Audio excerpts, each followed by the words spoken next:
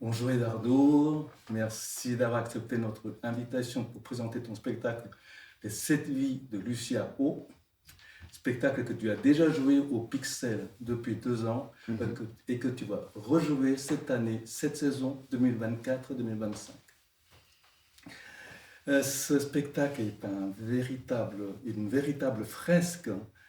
C'est l'histoire d'une jeune fille devenue jeune femme, puis devenue femme à travers une période sombre de notre histoire. Histoire avec un grand H. Peux-tu nous en dire davantage sur cette période et nous dire les lieux où s'est déroulée l'histoire? J'ai voulu placer une histoire personnelle,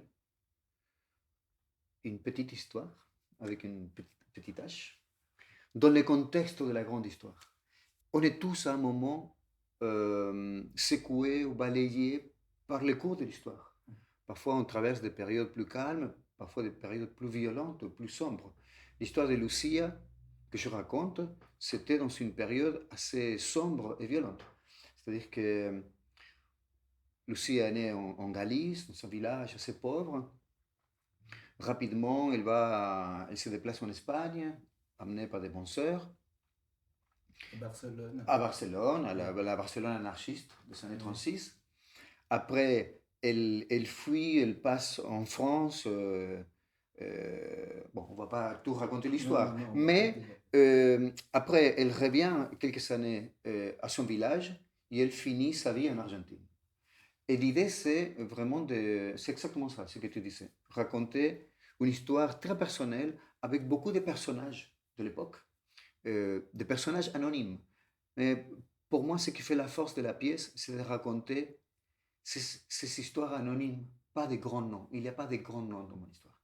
C'est juste des grandes personnalités et des grands personnages que Lucie a croisés et qui font La force de l'histoire. la force de l'histoire. Exact.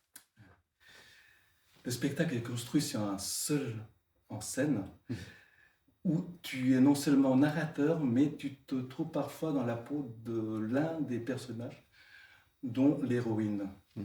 Tout ceci articulé par des chansons, car c'est un seul en scène où tu n'es pas si seul que ça, parce qu'accompagné de ton compagnon de toujours, ton bandoneon. Exact. Cet instrument qui est au son strident et magnifique à nous faire fondre en larmes. C'est vrai que c'est un instrument très. Bon, c'est pas moi qui va parler mal du bandoneon. Et c'est un instrument qui a un son très chaleureux, très touchant, très nostalgique. Et, euh, et qui sert dans l'histoire vraiment comme. C'est un personnage de plus. Déjà parce que à certains moments, il va créer une ambiance, parfois joyeuse, parfois mélancolique, comme tout dans le décor. Parfois, ça devient quelque chose d'autre. Et les bandoneons apportent aussi des moments où la parole n'est pas là et, et ça laisse à le spectateur le temps de voyager dans tout ce qui vient de se passer pendant 5 minutes ou 10 minutes qui durent un tableau, d'un tableau à un autre. Et, oui, c'est un personnage important, les bandoneons. Je voudrais aussi, si tu veux bien, que tu nous parles de cet extraordinaire décor dans lequel tu évolues dans le spectacle. Un décor tout simplement minimaliste. Mm. Oui, je voulais faire un décor minimaliste dans le sens que ça ne représente pas quelque chose de réel. C'est-à-dire que, euh, par exemple, les décors, c'est des cajots empilés. Donc, à un moment, les cajots, c'est un hôpital, plus tard, ça va être un village, plus tard, ça va être la ville de Barcelone, etc., etc. Et j'aime beaucoup tout ce qui laisse la place à le spectateur, à l'imagination. Une fois, un spectateur qui est venu voir la pièce, j'ai beaucoup aimé. Il m'a dit, j'aime beaucoup tout ce que vous ne racontez pas. Et je pense que le décor, ça fait partie de ça. Parce que quand quelque chose, tu ne la racontes pas, tu laisses la place à l'imagination du spectateur qui vient compléter ce que tu es en train. Oui, bah, le décor d'une ville assiégée, aussi bien que un petit village très pauvre. Exact. Donc après, c'est à nous d'imaginer, de donner le décor qu'on a envie de voir. Exact. Exactement. Merci, merci Eduardo. Merci pour ce spectacle magnifique, cette vision du monde à travers des yeux de cette jeune fille.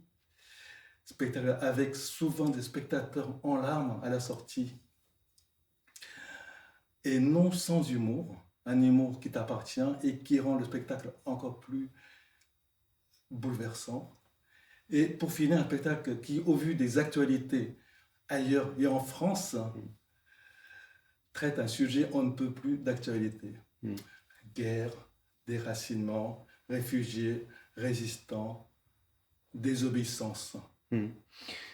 Oui, oui, c'est vrai qu'il y a un écho très fort avec l'actualité, mais je voulais raconter cette histoire aussi d'un point de vue, bien sûr, comme tu dis très bien, faire un écho avec la réalité d'aujourd'hui, mais surtout le raconter d'une façon très lumineuse. Parce que la vie de Lucie a été lumineuse. Et je ne voulais pas faire quelque chose de dramatique, pathos, personnel, sinon dire ça existe, ça a existé, mais regardez comment cette jeune femme a réagi. Ou regardez comment tous les personnages de la pièce ont réagi. C'est pour ça qu'il y a beaucoup d'humour aussi, parce que dans les choses tragiques, il ne faut pas trop rajouter. Oui, c'est un spectacle qui porte l'espoir. Exact. C'est un spectacle qui porte l'espoir. Oui. Encore merci, Eduardo.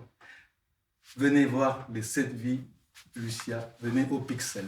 Exact. Et merci beaucoup à toi, à Sylvain, à Gérard. Vous tenez un théâtre extraordinaire. Je suis tellement content de faire la pièce ici. Je suis ému de venir faire la pièce une fois par mois.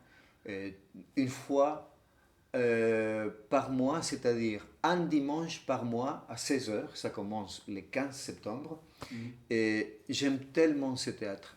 Je vous aime tellement parce que vous êtes vraiment extraordinaire.